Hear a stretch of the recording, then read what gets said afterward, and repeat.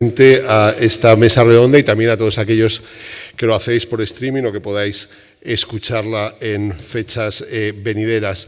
Como sabéis, el título de esta mesa redonda es El mestizaje y su representación gráfica, y para hablar de este tema pues estamos acompañados de gente realmente importante, puesto que el tiempo apremia, no es mucho el que tenemos, son muchos los participantes y sus biografías y sus currículums son accesibles en el programa del Congreso y también en la web. Pues me limitaré a apuntar unas pinceladas brevísimas de cada uno de ellos y lo haré en el orden en el que van a intervenir. Empezaré, por lo tanto, por Luisa Elena Alcalá, que es profesora titular de la Universidad Autónoma de Madrid. Obtuvo su título de doctor en el Institute of Fine Arts de la New York University en Nueva York, en Estados Unidos, lógicamente, y se ha especializado en arte de los virreinatos americanos, particularmente el papel ejercido por los jesuitas en los siglos XVI al XVIII. A continuación hablará Luis Fernández Galeano, académico de Bellas Artes, arquitecto, catedrático emérito de proyectos de la Escuela de Arquitectura de la Universidad Politécnica de Madrid. Seguirá después Jaime Cuadriello, que es profesor de Estéticas de la Universidad Autónoma de México, uno de los grandes especialistas en arte del virreinato novohispano. Fue el titular de la Cátedra del Prado en 2018, uno de los comisarios de la exposición Tornaviaje. A él seguirá Luis Eduardo Bufarden, yo diría que el principal especialista en pintura virreinal del virreinato del Perú, que trabaja en Lima, y concluirá pues nuestro coordinador José María Merino, Premio Nacional de las Letras Españolas, Premio Nacional de Narrativa, de la Narrativa Infantil, Premio de la Crítica y académico, y bueno, pues un poco el muñidor de que estemos todos aquí hoy. Dicho eso, pues simplemente presentar con unas brevísimas líneas este tema. La verdad es que estamos en un congreso que es básicamente un congreso sobre la lengua, y en un congreso sobre la lengua pues supongo que todos somos muy conscientes del poder de las palabras y los muchos sentidos que tienen tanto desde una perspectiva diacrónica como sincrónica. Y una de esas palabras complejas, una de esas palabras no exentas de polémica, pues es el mismo término de mestizaje o mestizo que aparece en el título. De eso es un poco de lo que vamos a hablar. Es curioso que cuando hablamos acudimos a ese tópico de una imagen vale por 1000 palabras, uno cuando se plantea un poco lo que fue, sobre todo los siglos inmediatamente a la conquista, pues no sabe qué daba más miedo, si la palabra o la imagen.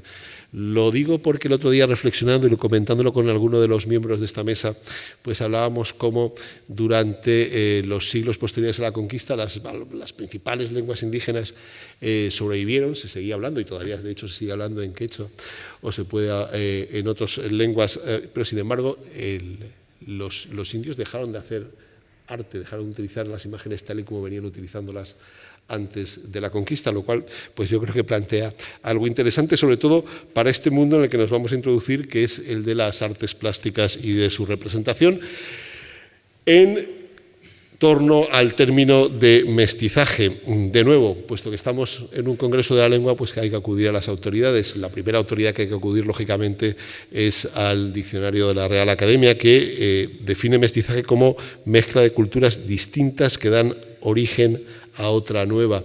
Pero si nos remontamos al primer diccionario de la lengua castellana, el de Sebastián de Covarrubias de 1611, la definición es un poco distinta. Es el que es engendrado de varias especies, y todos los filólogos se ponen de acuerdo en que tiene una referencia más pues a la zoología, en términos zoológicos.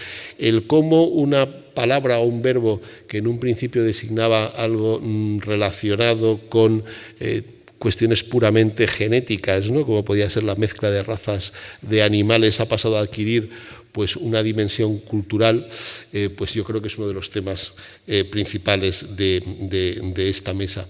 Para empezar a adentrarnos en el tema para observar cómo el término mestizaje empezó a ser aplicado al mundo de las artes figurativas, cómo ha evolucionado desde entonces, cómo ha sido aceptado y al mismo tiempo ha sido rebatido y contestado, pues tenemos a Luisa Elena Alcalá, a la que cedo la palabra. Gracias.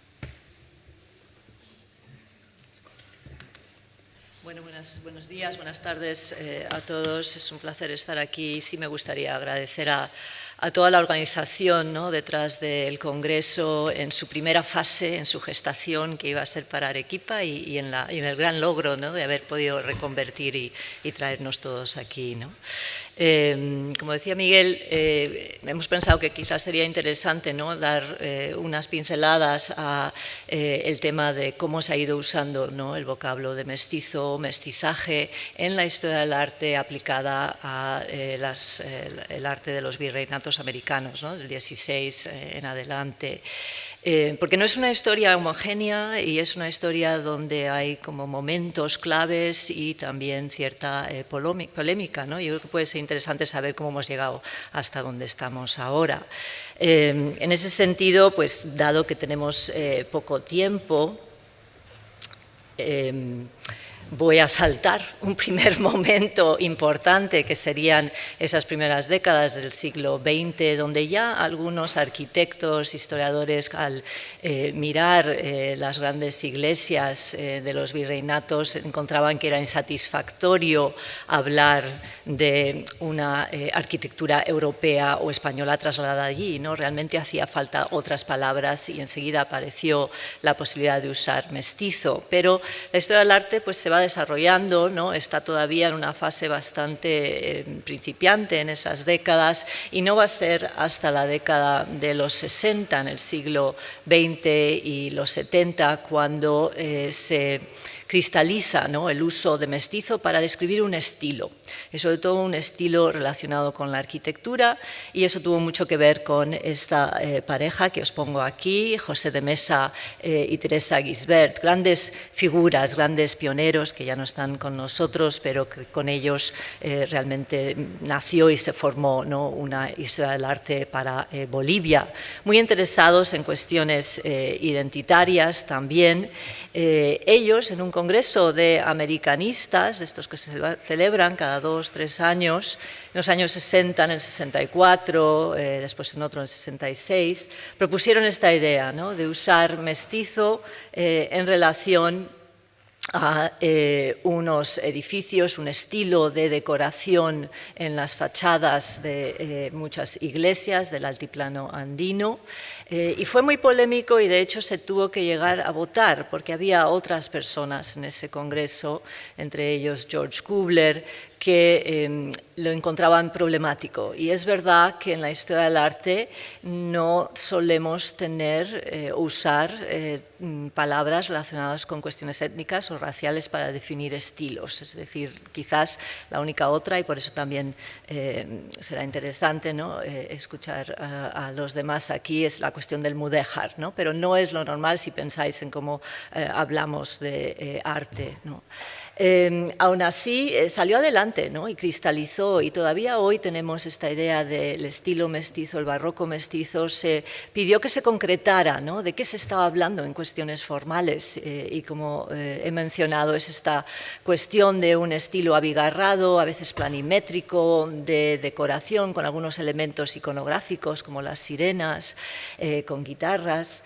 Pero en realidad es un estilo que se asocia con algo muy tardío, un barroco tardío, de finales del siglo XVII y gran parte del XVIII, lo cual también me parece curioso, ¿no?, porque a veces en nuestro uso más generalizado de mestizo o arte mestizo, seguramente muchos estamos pensando siempre justo después de la conquista, ¿no?, pero este estilo mestizo se proyecta más a largo plazo y tardíamente.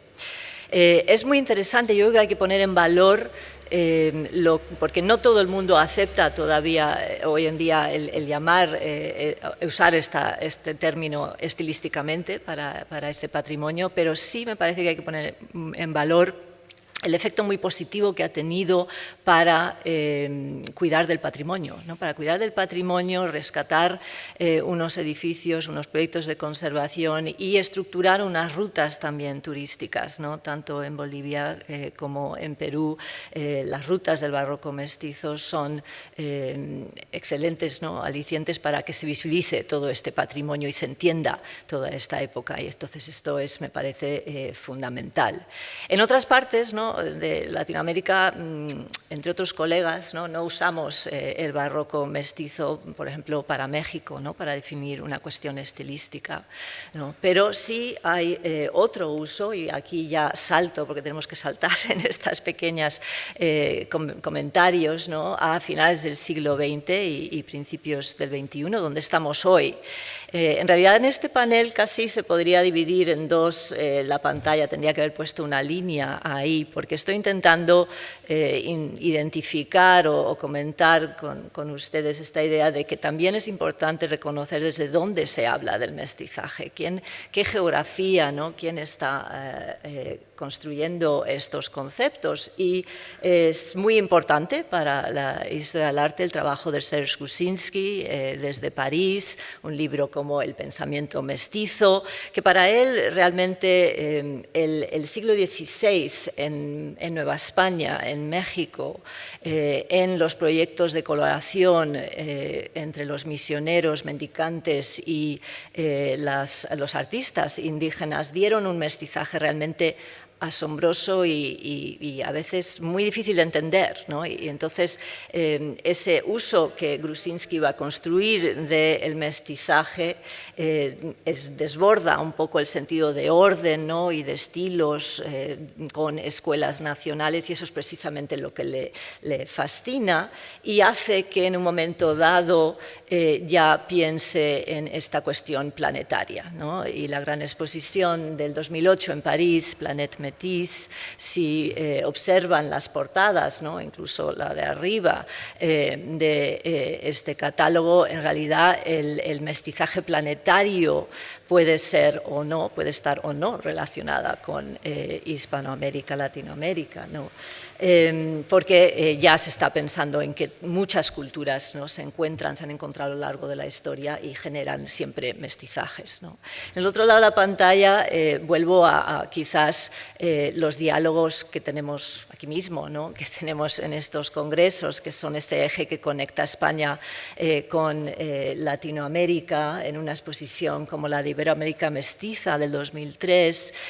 Miguel León Portilla escribió un prólogo muy interesante, recogiendo obviamente ideas anteriores, pero suyas, y esta idea que se ha ido asentando, ¿no?, entre todos, es esta cuestión que España también ha sido mestiza, ¿no?, que las culturas prehispánicas también eran mestizas, ¿no?, esta nivelación y esta búsqueda de un diálogo en común, que también se extrapola a veces a la cuestión de conquistas, ¿no? Y hablando, por ejemplo, de las conquistas de Alejandro Magno, ¿no?, y otros paralelismos, ¿no?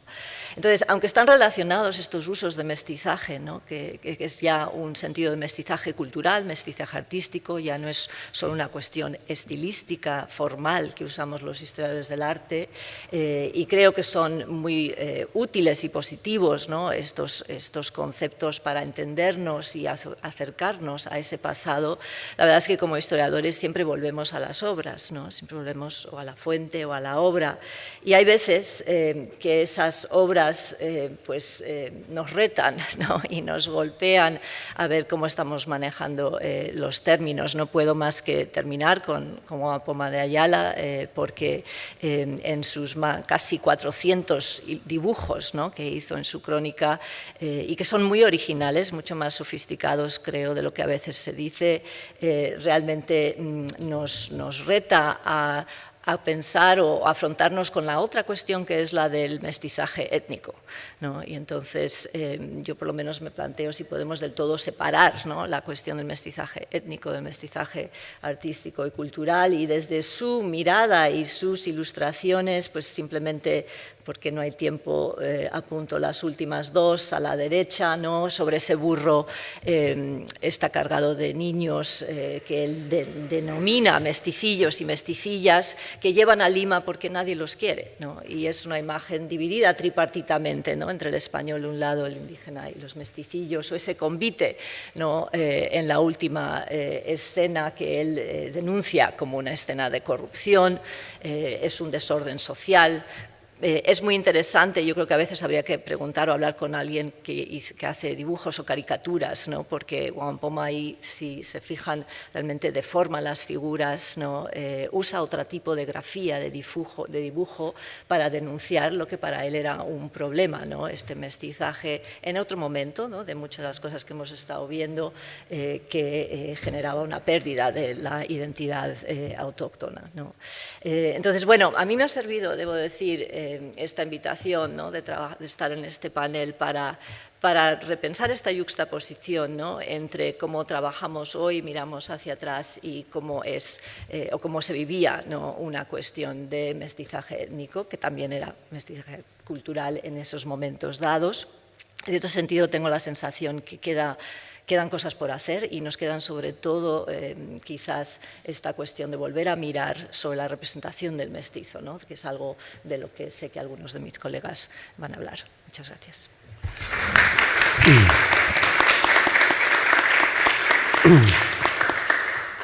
Muchas gracias. Como ha señalado la profesora Alcalá, cuando a Mesa y Gisbert les pidieron que definieran, que concretaran qué entendían por arte mestizo, pues se hicieron una definición básica y estrictamente de orden estilístico, es decir, aludieron a un tipo de decoración que presentaba una serie de características concretas. Sin embargo, hemos visto como desde esa década de 1960 hasta la actual el término mestizo ha ido variando, ha ido también enriqueciendo, ha ido adquiriendo, sobre todo yo diría que ha ido ampliándose, adquiriendo una serie de connotaciones culturales. También ha señalado la profesora Alcalá cómo a finales del siglo pasado, a principios, en las primeras décadas del que estamos, con esta explosión de significados de el término mestizo en el mundo de las artes, empezó a hablarse también de que bueno, el mestizaje artístico no era exclusivo del mundo americano, sino que había o se podía dar en otras geografías, en otras latitudes, en otros momentos de la historia. Se ha citado al francés Serge Grunzinski, pero se ha citado también al mexicano León Portilla. Y uno de los ejemplos, o uno de los argumentos, de las líneas argumentales, era que en España también había existido un mestizaje, y como epítome del mestizaje artístico español, pues se esgrime y se ha venido esgrimiendo durante mucho tiempo pues el mudéjar. Un mudéjar que también en sus primeras definiciones era simplemente una forma de referirse, de relacionar, de describir un tipo de decoración muy concreta, pero que con el tiempo pues fue adquiriendo una serie de connotaciones culturales e incluso nacionales, y de eso es de lo que nos va a hablar Luis Fernández Galeano. Muchas gracias. Perdón. Gracias.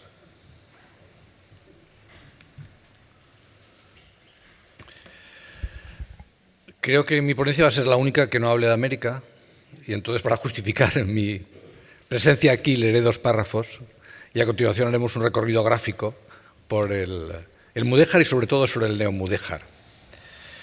En España, la identidad mestiza es la identidad mudéjar. Esa arquitectura cerámica ha sufrido en la historia muchas mudanzas, pero mantiene intacto el hilo conductor del material humilde y la geometría exacta, que anudan estructura y ornamento para levantar obras lujosas y livianas con barro cocido y óxidos vidriados. Siendo el ladrillo el más accesible material de construcción en la península árida y aluvial, y habiendo alcanzado los alarifes musulmanes extrema destreza en los aparejos de estas piezas prismáticas de arcilla cocida, el surgimiento de esta arquitectura realizada por moriscos bajo dominio cristiano parece más producto de la necesidad que del azar. Arquitectura de 2 sangres, como se le ha llamado, la mudéjar expresa una identidad mixta, fiel a unos procesos constructivos y a unos códigos estilísticos donde la alta cultura y la sabiduría popular se enredan inextricablemente. Y en la cultura mudéjar se ha querido ver también una forma de entender el mundo, porque su exuberancia decorativa es una invitación fugaz al placer que procura la belleza, y porque su material cerámico encarna una promesa de felicidad, aquella que proviene de su condición mestiza, tierra que aspira a ser aire, gestada en el seno del agua y en el vientre del fuego. Y después de esta introducción que pretende explicar por qué lo mudéjar es lo más genuinamente mestizo en el área de las artes,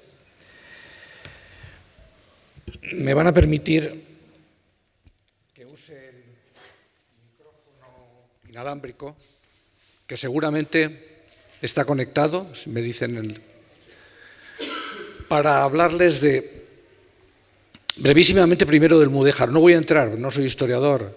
Mis colegas en la Academia de Bellas Artes, Antonio Almagro y Enrique Nuere, tienen visiones distintas sobre qué es o no es mudéjar.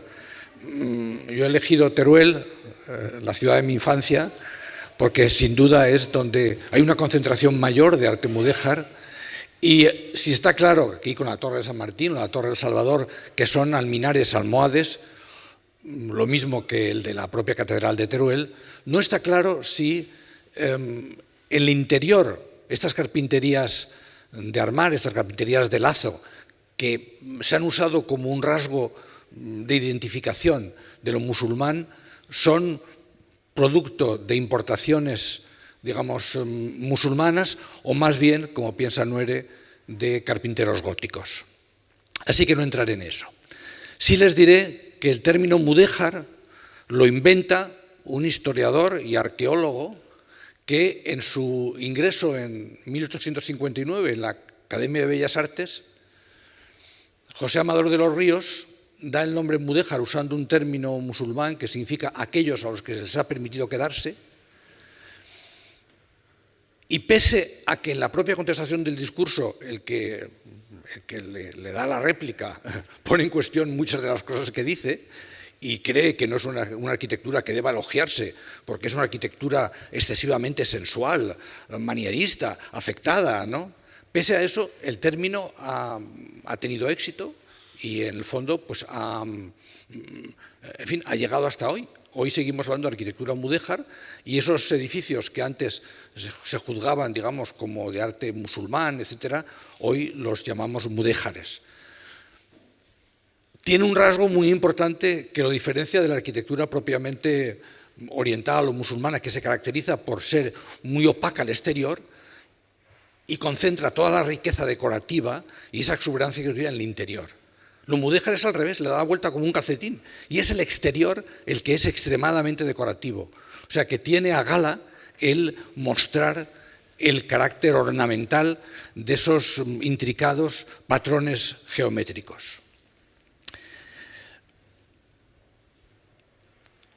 Me sirve esta introducción de cuándo entra la palabra mudéjar en la conversación historiográfica para hablar en qué forma lo mudéjar llega a asociarse con lo genuinamente español. Y esto de qué forma se expresa en los pabellones que representan a España en las exposiciones universales. Me centraré sobre todo en cuatro grandes exposiciones sucesivas, todas en París, separadas todas por 11 años, desde 1878 hasta el año 1900. Y me van a permitir que haga un momento un pequeño feedback para que se sepa de qué manera España se representaba unos años antes de este discurso. En el Crystal Palace de Londres, 1851, hecho por un jardinero, como saben, Paxton, una gran estufa fría, etcétera, donde se exhibían los productos de todas las naciones. Esta es la representación española, donde apenas se exhibían algunas navajas y guitarras. Eso era todo, ¿no? Claro, cuando el Crystal Palace se traslada de Hyde Park a una localización periférica, entonces Owen Jones construye esta reproducción de la Alhambra en su interior, que es mucha mejor representación de esa condición musulmana de la península que fascina. Una representación musulmana que fascina a todos los que entonces quieren aproximarse a la península. Esa especie de herencia orientalista está con nosotros todo el tiempo.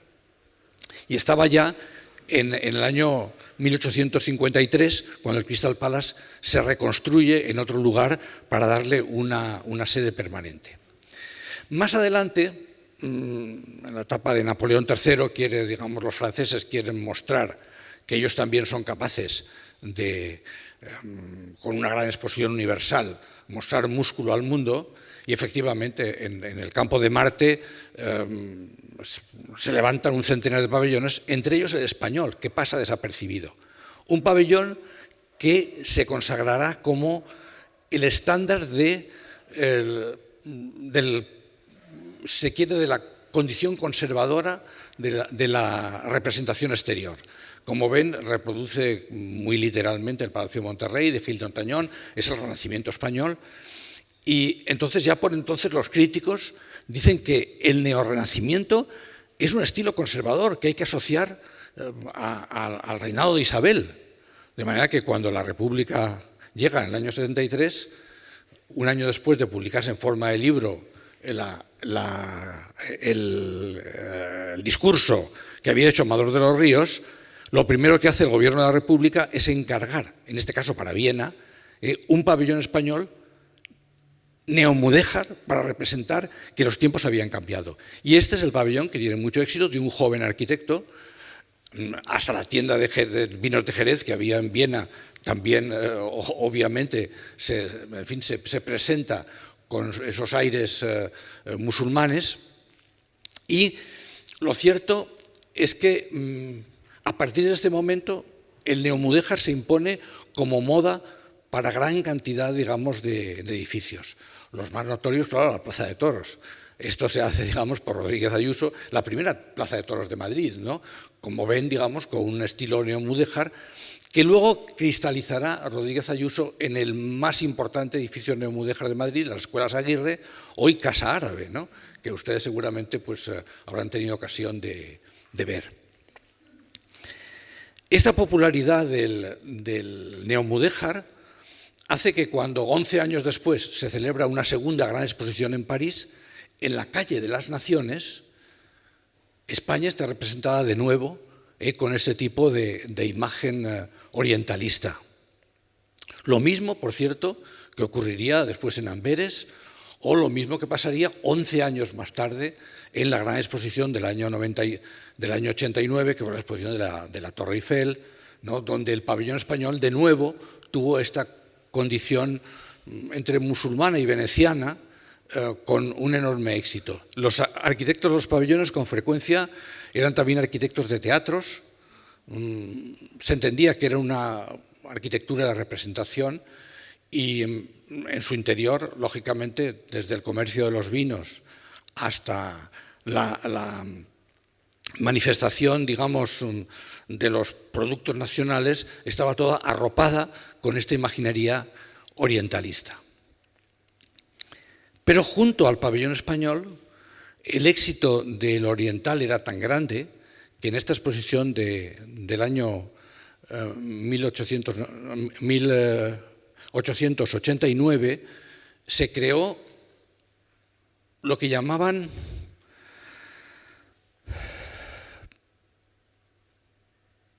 aquí, me van a permitir, me resulta difícil comentar con detalle esto, la calle del Cairo, llevaron, y esto es una cosa que ahora hoy nos avergüenza y por eso yo titubeo a la hora de contarlo, pero llevaron a 1.300 nativos que estaban, digamos, pululando por una especie de representación imaginaria de cartón piedra de sus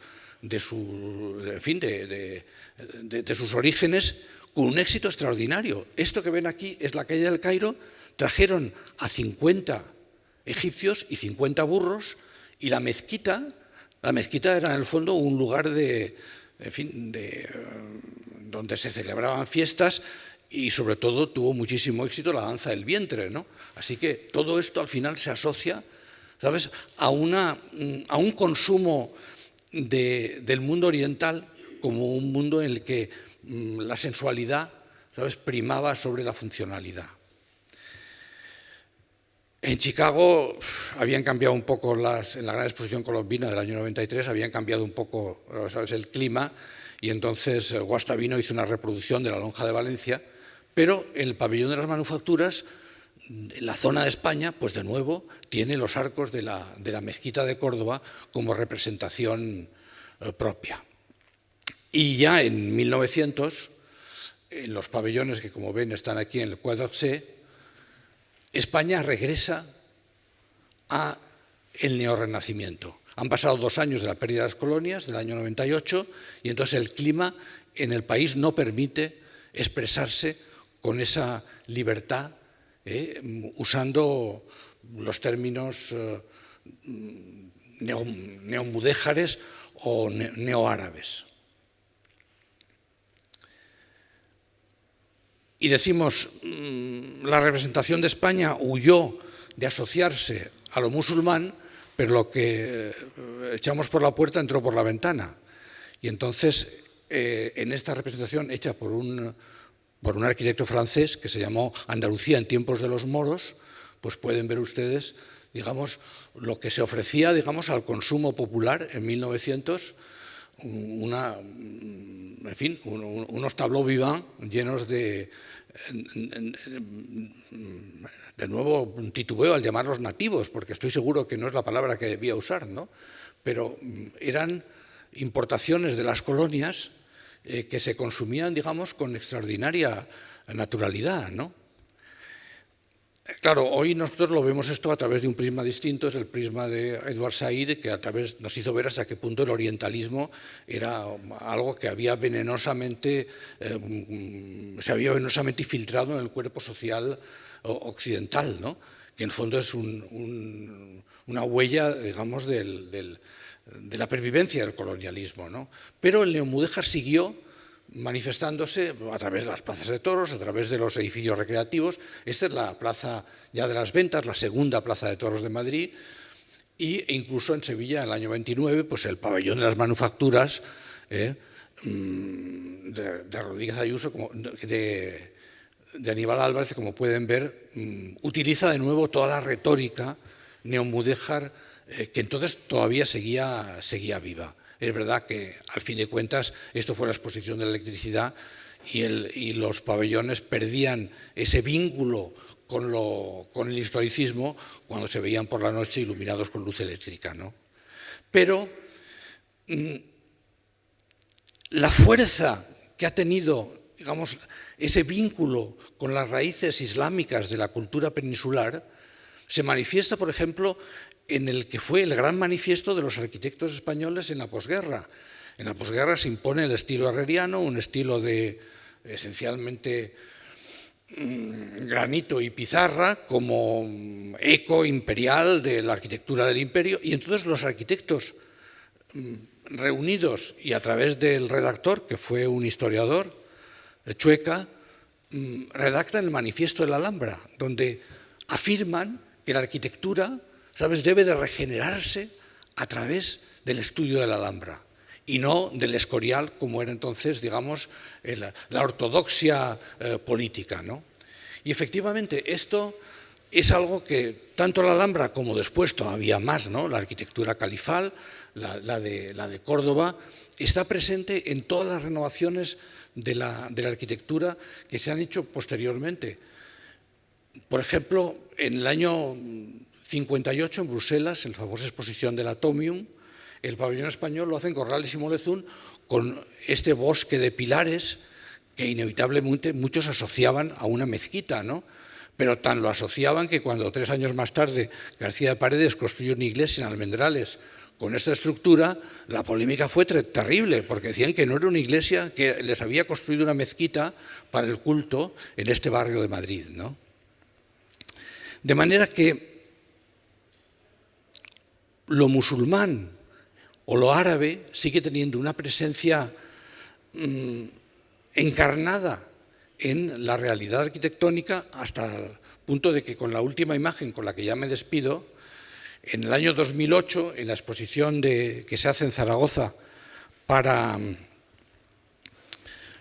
conmemorar el segundo centenario de la Guerra de la Independencia, que para muchos es el momento en que la identidad española cristaliza, ¿no? Entonces, la forma en que los españoles nos explicamos a nosotros mismos es a través de esta arquitectura que evoca un espacio, el espacio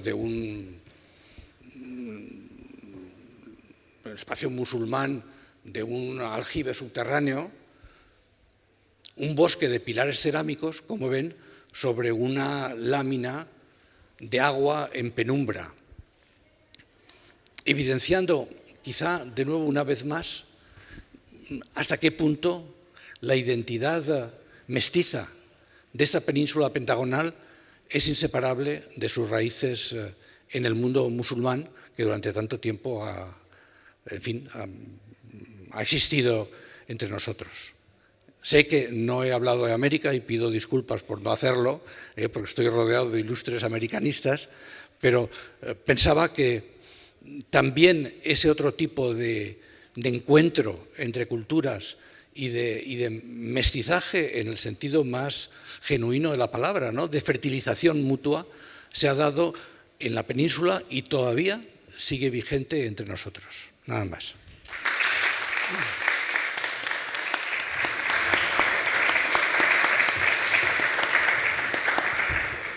Bueno, que no hayas hablado de América no quiere decir que no hayas señalado una serie de elementos absolutamente fundamentales y muy pertinentes para el tema de esta mesa.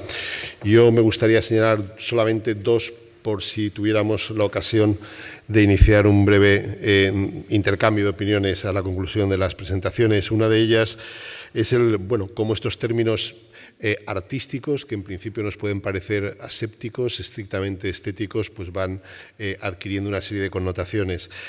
No hace falta decir que defender la existencia de un estilo mudéjar e incluso hacer de él el estilo distintivo de la nación española, pues pasa en primer lugar por la asunción, como ha dicho Luis, de un pasado musulmán que no solamente en el siglo XIX negaban mucho, sino que todavía hoy se encuentra quien lo sigue negando, y de ahí esa clarísima separación o distinción que se hace de él según los gobiernos sean progresistas o conservadores. Y la segunda es algo que me parece que también es interesante, que puede ser pertinente, y es que la aparición del término mudéjar a mediados del siglo XIX coincide con la primera gran crisis del clasicismo, del lenguaje académico clasicista. El lenguaje académico clasicista es un lenguaje que es esencialmente universalista, es decir, es un estilo que supuestamente es universal, que tiene que servir para cualquier cultura, cualquier geografía. En el momento en que la asunción de ese ideal académico clasicista entra en crisis, permite el surgimiento de toda una serie de expresiones nacionales, regionales, entre las cuales pues cabe inscribir el mudéjar. Trasladado esto a la realidad americana, cabría preguntarse hasta qué punto un término como mestizo pretende ser un término globalizador, paneuropeo, que enmascarase las muchas diferencias culturales y políticas de las distintas áreas americanas. Pero bueno, simplemente lo dejo ahí apuntado. Casi todas las referencias que hemos hecho hasta ahora del término mestizo, y desde luego las primeras, pues hacían alusión a un modelo decorativo con algún que otro motivo figurativo puntual. Se hablaba antes de la sirena, de la guitarra, pero no se habla de una temática específicamente mestiza. Si hay una manifestación artística americana que tiene que ver con la raza y que por lo tanto es más susceptible de asociarse con el tema desde un punto de vista temático del mestizaje, esas son las pinturas llamadas de castas. Y bueno, las dos próximas intervenciones van a versar sobre ellas en dos ámbitos geográficos distintos, la Nueva España y el Virreinato del Perú. Empezaremos con México de la mano del profesor Jaime Cuadrigueño. Muchas gracias a los organizadores, muchas gracias a mis compañeros de mesa, al público y sobre todo a José María Merino por presidir esta mesa. Tal como lo señaló Concepción García Saiz, Esta tríada de cuadros de castas destacan de sobremanera del resto de su género, en especial por una naturaleza muerta, que el pintor dispuso a sus anchas en primer plano y casi en pie de igualdad respecto a la pareja nuclear racial. Por desgracia, ahora solo conocemos 3 de una serie que posiblemente debió constar de 16. No solo son notables por la minucia descriptiva del bodegón, sino por las implicaciones sociales de sus propios temas. También porque este conjunto es el que mejor expresa su vínculo con la pintura de género de tradición holandesa, inspirada, como sabemos, por Bruegel y seguida por el costumbrismo flamenco, que a su vez viene de las muy conocidas exemplas medievales. Al menos hay 2 tópicos dramáticos y costumbristas que se pueden reconocer: la extracción de las vísceras del pavo como una actividad femenina culinaria, pese a la rudeza de este oficio o acto, o aparentemente ajena a la delicadeza femenina culinaria, de la condición de una dama. Por otro, la dramatización implícita, es decir, la sorpresa o conmoción que produce la llegada de improviso de su pareja del hogar, de un chofer de carruaje o un caballerango, un oficio al que se dedicaban muchos mulatos justo por su fortaleza. El catálogo de comestibles, enseres, ropajes merece destacarse como registro social, tanto de la identidad del papel de cada género como de la división específica del trabajo, según cada esfera, la masculina o la femenina. Del cuadro de Negra y Español sale mulato. Se mira una pierna de borrego, desollada, que sin duda será horneada en barbacoa o convertida en embutido, tales como los que se cuelgan en el muro, lo mismo que la botella de vinagre. La mujer de origen africano se ha apropiado de un rebozo barreteado como prenda de pudor, justo de origen mozárabe, el viejo almáizar, que hoy es el popular rebozo, más propio de las mestizas, pero conserva por debajo su tradicional basquiña, conforme a su pertenencia étnica. Por contraste, mientras ella se ensucia las manos abriendo la rabadilla del guajolote, una mujer fuerte, puedo decir, de la Biblia, una mujer fuerte común en las naturalezas muertas de las cocinas holandesas, su pareja peninsular es un hombre delicado y elegante, ataviado de chupa color carmín, matando el ocio, alimentando una cotorra. El hecho de proveer, aprisionar o liberar al ave era toda una convención erótica en la pintura flamenca y holandesa, incluso atributo de lascivia, cuando se le mira a mano alzada o luego de haber sido sacada de su jaula. No por acaso, alguno de estos significados sexuales y nutricios se corresponde en la peremiología o según los refranes populares que se usaban entonces en España y Nueva España, algunos de los cuales hizo muy populares el ingenio del negrito poeta, un versificador callejero que lo mismo entretenía al virrey Casafuerte, que actuaba en los certámenes de retórica de los jesuitas, o echaba chanzas en las clases más bajas en el ambiente de las tabernas. Aquí el dicho más común en realidad es una balandronada, de la propia de un seductor envalentonado, que incluso se usa hasta nuestros días, entre machos.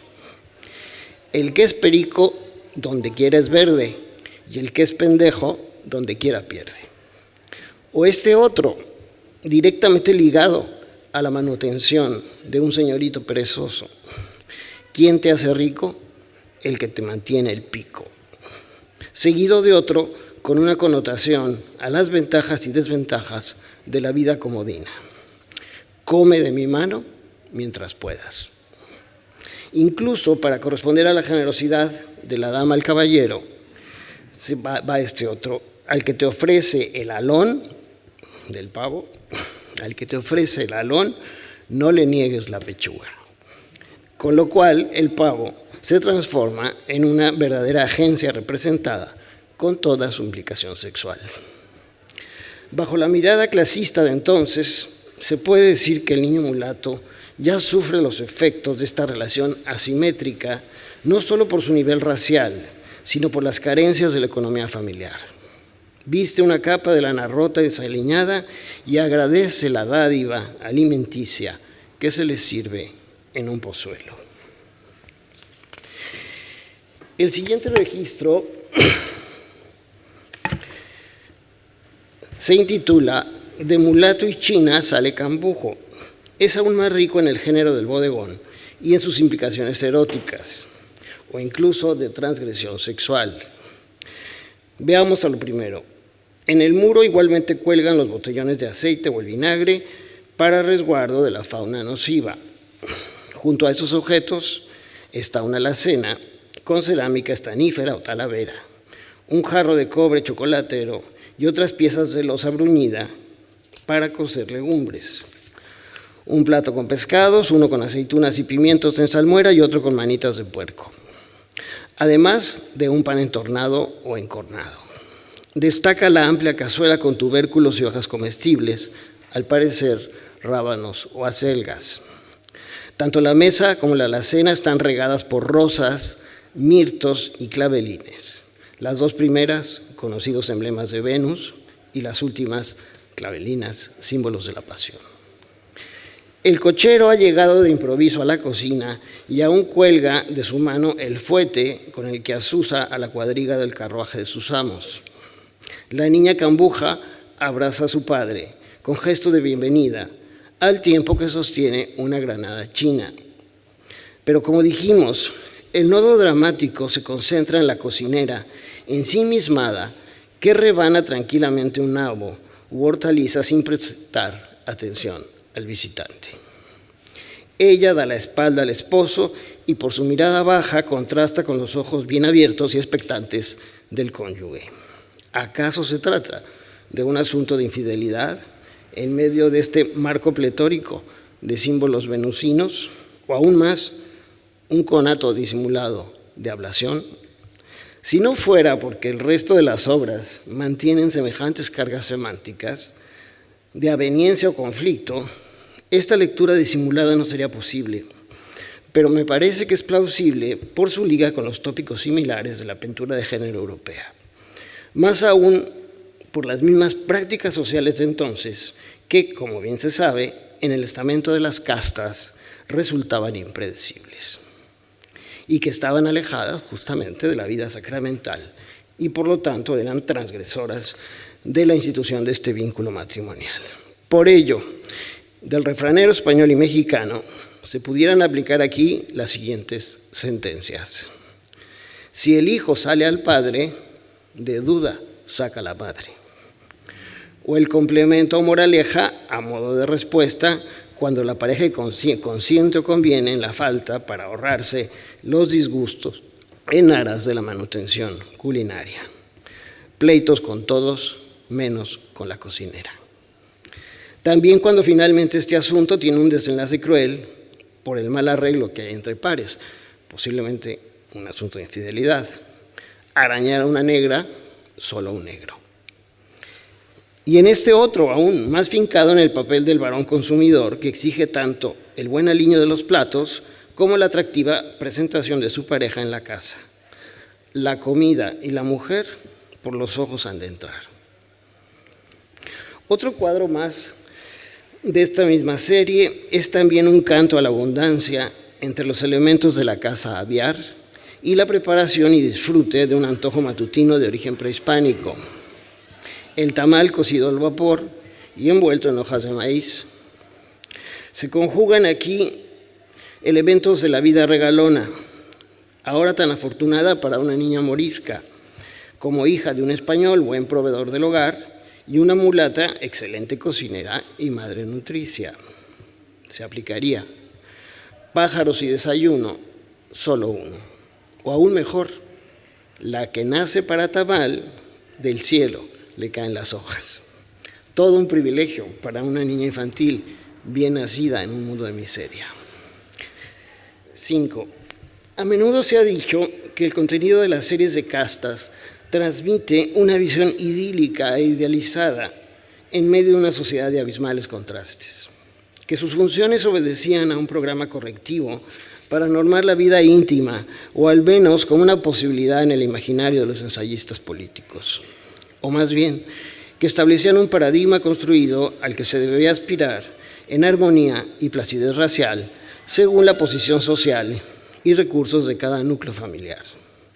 Lo cual es verdad en parte, pero no se puede negar que si estos cuadros se interpretan con más profundidad, algunos de sus elementos significantes incrementan su elocuencia si se les vincula a la tradición del género costumbrista y, desde luego, a los hábitos peculiares de la clase y la raza. También es verdad que el drama y la crítica social se deja ver más allá de la curiosidad de sus coleccionistas o el simple registro cotidiano o etnográfico.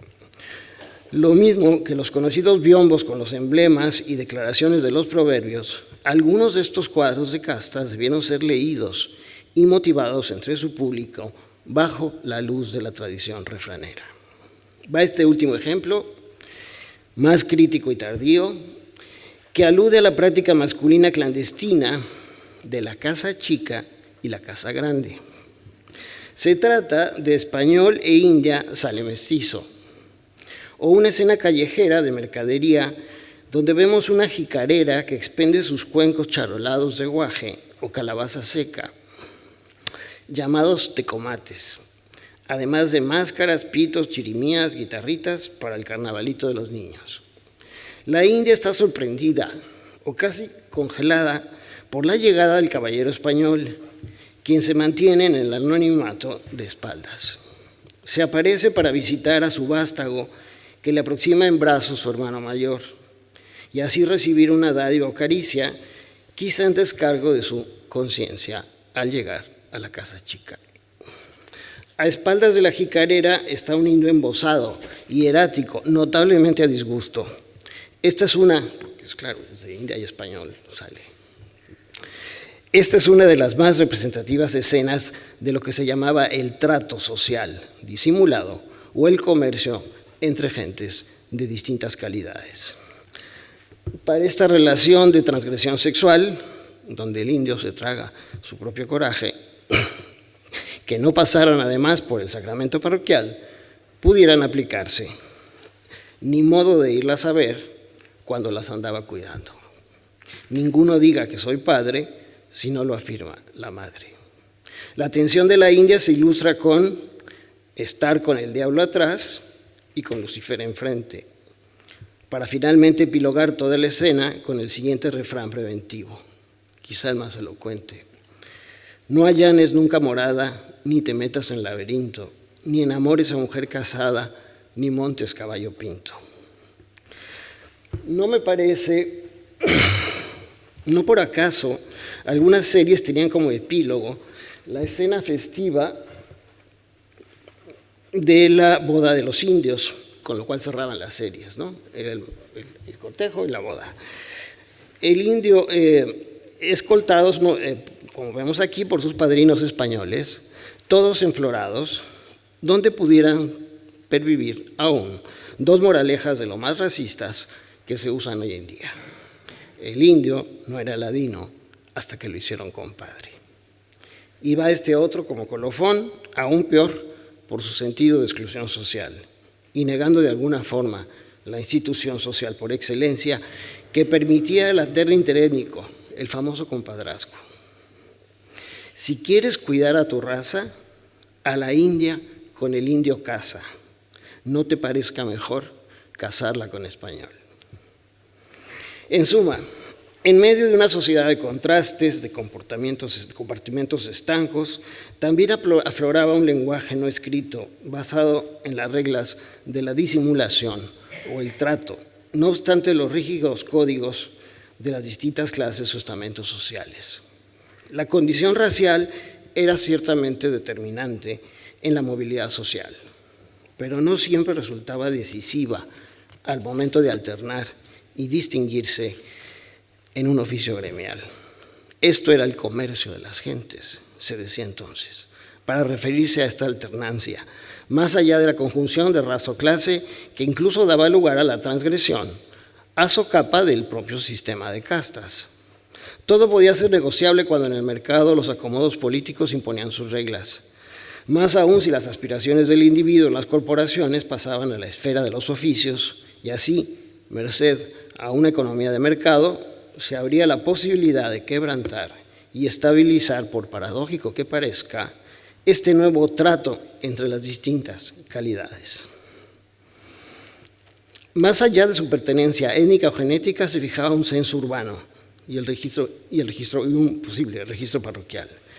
Hasta nuestros días, los refranes son una toma de distancia acomodaticia, humorística, en las esferas étnica, social, racial, sexual, cultural y moral.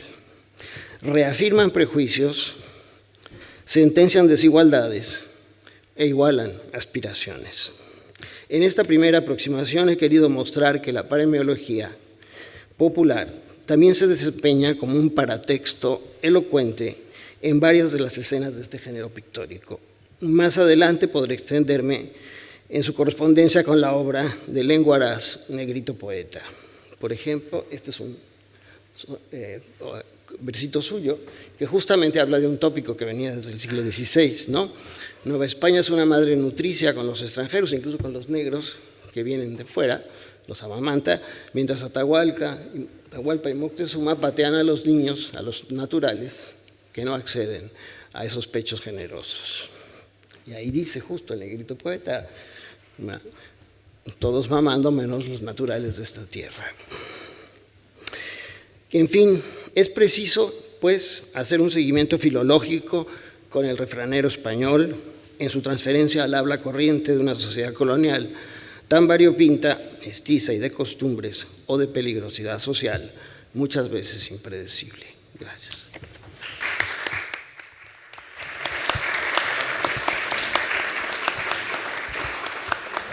Muchas gracias, Jaime, por una intervención que introduce muchos elementos absolutamente novedosos en este tema y que tendrá continuidad con la intervención de Luis Eduardo Bufarden.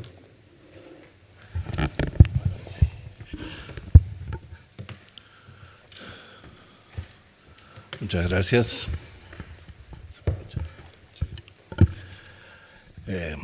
Gracias ante todo por poder compartir este momento con tan queridos colegas, amigos y paisanos. La nueva crónica y buen gobierno, concluida hacia 1615,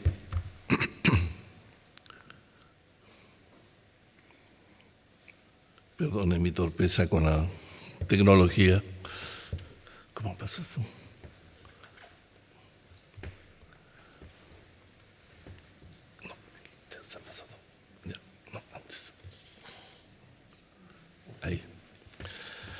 La nueva crónica y buen gobierno, concluida hacia 1615 por Felipe Guamán Pomma de Ayala, ya dejaba entrever las aristas sociales del mestizaje y la consecuente ambivalencia de su representación gráfica. Muchas de sus láminas, como esta, evidencian cómo, por entonces, la imagen pública de los indígenas aculturados o cristianizados se encontraba ampliamente fijada por la cultura visual andina. Invariablemente los indígenas son reconocibles por su peculiar corte de cabello, simbólico del abandono de su antigua gentilidad, y por la mezcla de prendas incas y europeas con que aparecían retratados los curacas como donantes al pie de las principales advocaciones cristianas.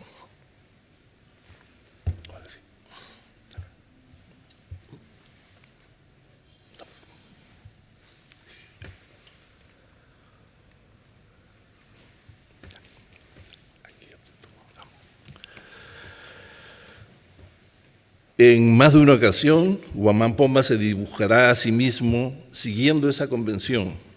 Es el caso de aquella escena imaginaria en la que, postrado de rodillas ante el trono de Felipe III, entrega al monarca destinatario último del manuscrito su extenso memorial en defensa de la población indígena.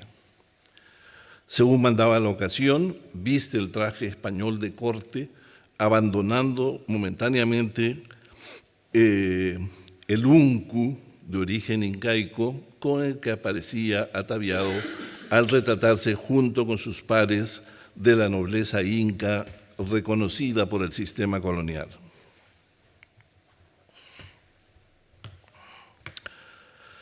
Por encima de sus brumas biográficas, todo indica que Guamán Poma era en realidad un mestizo de primera generación, como se deduce de su apellido Ayala. Desde un punto de vista legal, ostentaba la condición de indígena y descendiente de los antiguos señores de la tierra, lo que le permitía acceder a un conjunto de privilegios vedado para los indios tributarios o del común. Por ejemplo, el aprendizaje de la lengua escrita o de los oficios artísticos.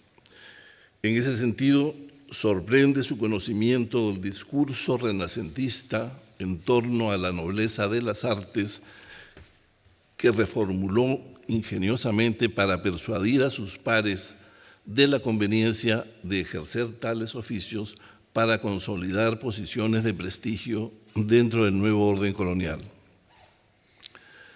Como conocedor de la legislación indiana, el autor dejará en claro que el mestizaje era una condición indeseada por la estructura política del reino.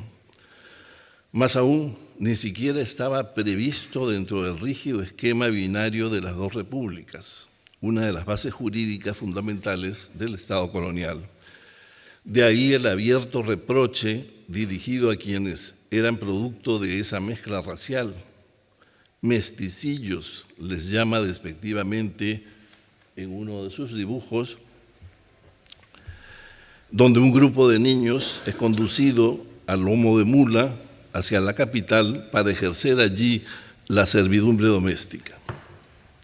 Añade que solían ser hijos de los curas doctrineros, es decir, fruto de uniones ilegítimas y por tanto nacidos bajo el estigma de la bastardía. Desde el principio, este sistema binario, inviable en la práctica, generó múltiples fisuras junto con mecanismos de simulación y reversión. Así, mientras los mestizos descendientes de la antigua nobleza se incorporaron a la República de Indios, muchos otros fungían socialmente como españoles. La presencia de estos en las ciudades peruanas será criticada con gran dureza por Guamán Poma, quien todavía usa los vocablos mestizo, criollo y mulato, en cierto modo como sinónimos. Tilda a todos estos como soberbiosos, bravos, haraganes, de poca caridad, miserables, tramposos y sobre todo enemigos de los pobres indios, constantes víctimas de su ira. Por ello, esa categoría de mestizos es vista a menudo maltratando a los indígenas del común o tributarios. Ese conjunto de tortuosas prácticas abusivas buscaba reforzar su identificación con la sociedad urbana e hispana.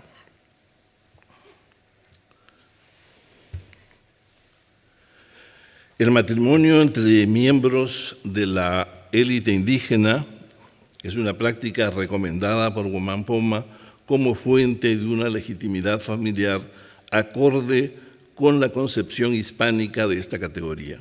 Sin embargo, no debe sorprender que los jesuitas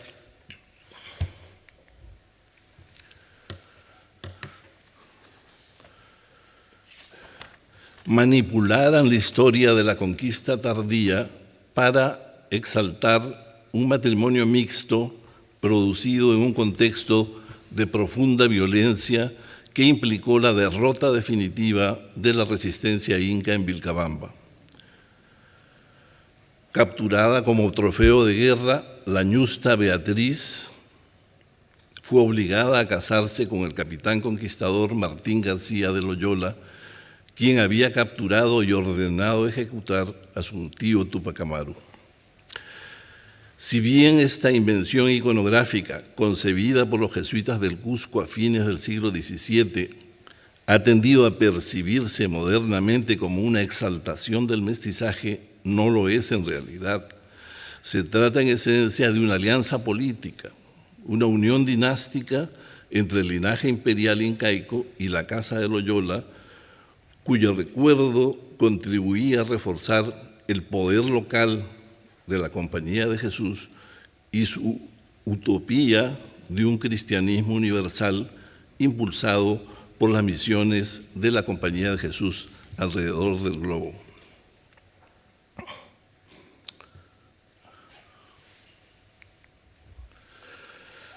Al llegar al siglo XVIII, el mestizaje de la sociedad peruana era una realidad tan palpable y extendida como tremendamente compleja, al igual que en toda la América española. No obstante, a diferencia del caso novohispano, en el Perú no se desarrolló mayor interés por la representación pictórica de las mezclas raciales propias del país, al menos de la manera sistemática que se hizo en México. Este contraste obedecería a diversas razones, desde las de carácter geopolítico hasta las referidas a desarrollos culturales diferenciados. En ese sentido, resulta sintomático que la única serie peruana de castas obedeciera a un encargo específico del virrey Manuel de Amat en 1770, cuyo destino era el futuro gabinete de historia natural en la corte de Madrid, que pensaba fundar el príncipe de Asturias, el futuro Carlos IV. Ahora sí está. Promovida desde las más altas esferas del poder virreinal, esa excepcional comisión artística coincidía con un momento de profundas tensiones políticas entre el representante del rey de España y las élites locales. Si bien el encargo recayó en Cristóbal Lozano, el pintor favorito de la corte, sus contenidos debieron ser elaborados y vigilados cuidadosamente por la autoridad y su círculo intelectual. De hecho, la taxonomía racial peruana había sido recogida contemporáneamente por un hombre de confianza de Amat, el coronel español Gregorio de Cangas, en su descripción de la ciudad de Lima de 1770. Con un afán clasificatorio propio de la Ilustración, Cangas apeló a unas tablas o dibujos, son estos, que grafican las diferentes uniones y sus resultados, siguiendo para ello el esquema compositivo reticular adoptado por algunas variantes tardías de las castas novohispanas. Sus denominaciones revelan notorias afinidades y diferencias entre uno y otro lugar. El énfasis peruano en una taxonomía que alude a la proporcionalidad de la sangre, cuarterón, quinterón, requinterón, revela el propósito último del conjunto, demostrar que la predominancia creciente de lo español en las mezclas tendía a volver al tronco europeo, aquello que Gonzalo Portocarrero ha denominado la utopía del blanqueamiento. Aunque la numeración del 1 al 20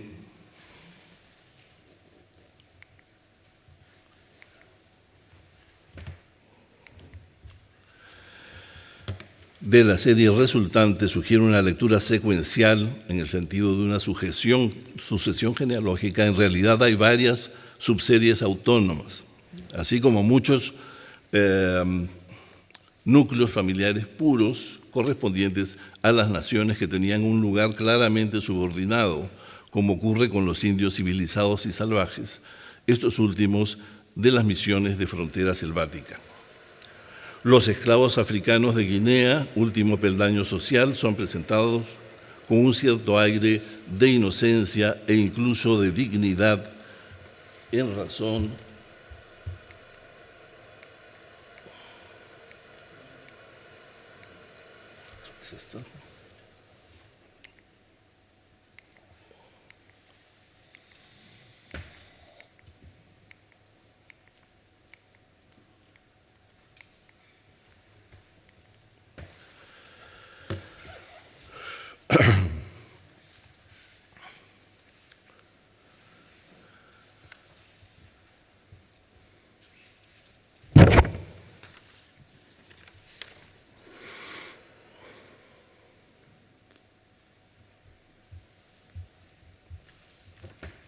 de su pureza racial.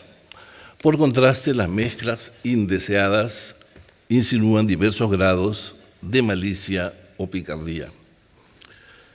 Como es sabido, las pinturas se ejecutaron en un momento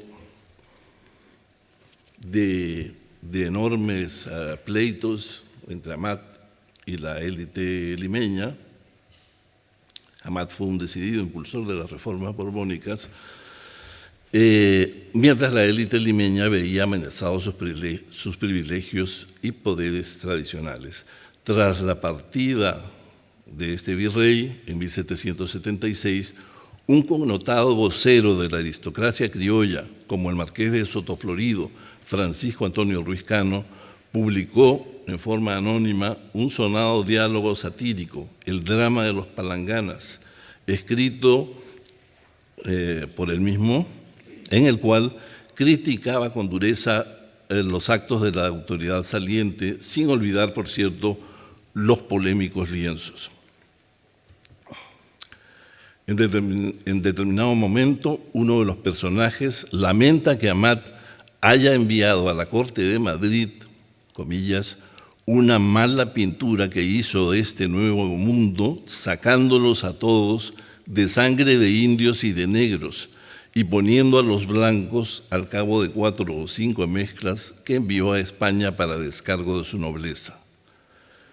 2 siglos y medio después, este invalorable documento visual, hoy en el Museo Antropológico de Madrid, nos permite rastrear la trama de prejuicios raciales que fragmenta la sociedad peruana de hoy.